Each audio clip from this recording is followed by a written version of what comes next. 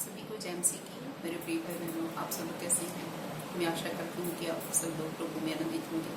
वचन से पहले छोटी प्रार्थना करते हैं। स्वर्गीय पिता, हम आपका धन्यवाद करते हैं आज के नए दिन के लिए, नई सुबह के लिए जो आज आपने हम सबके जीवन में दी।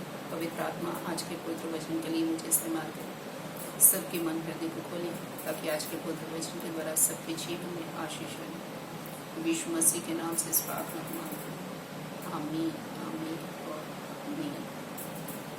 हालेलुया। परमेश्वर के लोगों, आज हम वचन से सीखेंगे परमेश्वर से डरे। हालेलुया।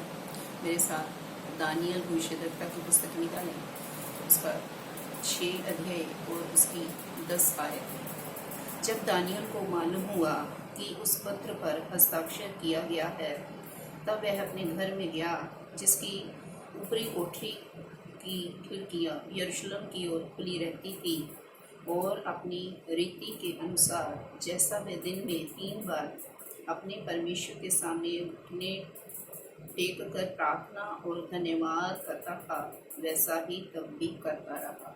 आमीन। हालेलुया। परमेश्वर के लोगों, परमेश्वर के इस दानियल की पुस्तक के 6 अध्याय में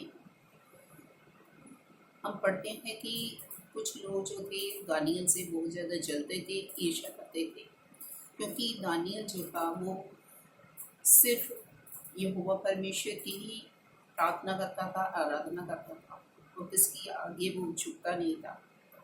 और इस तरह से वो लोग जो परमेश्वर के दास से ईर्ष्या करते थे, वो राजा के पास गए और राजा के से उन्होंने कहा कि राजा जी, आप एक पत्र पर आप हस्ताक्षर करें और इस प्रस्ताव को आप पास करें कि हम आप सिर्फ आपके आगे ही घुटने टेकें और आपके आगे ही अपने सर को झुकाएं।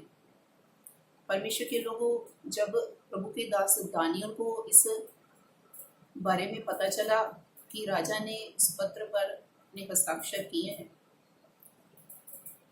तो दानियल जो परमेश्वर का अभिषिक्त दास था, वो इस बात से वो घबराया नहीं, वरन उसने क्या किया, वो ऊपरी कोठरी की खिड़कियां यरूशलेम की ओर खुली रहती थी,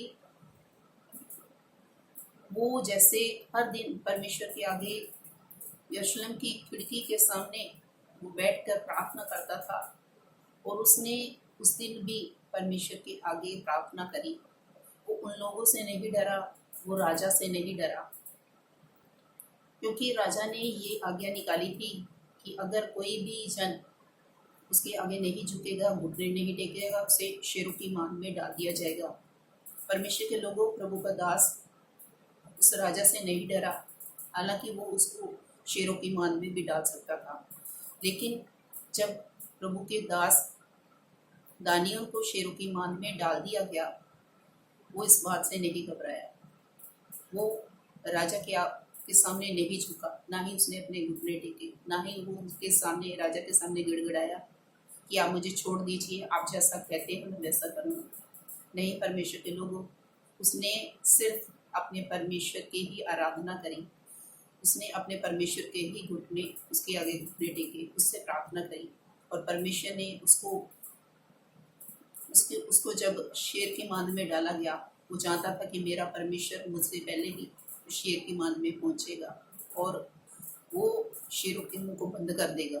सच में परमेश्वर के प्रिय लोगों, परमेश्वर ने अपने दास की रक्षा की और अपने एक दूत को शेरों की मान में भेजा, जिसने शेरों के मुंह बंद कर दिए।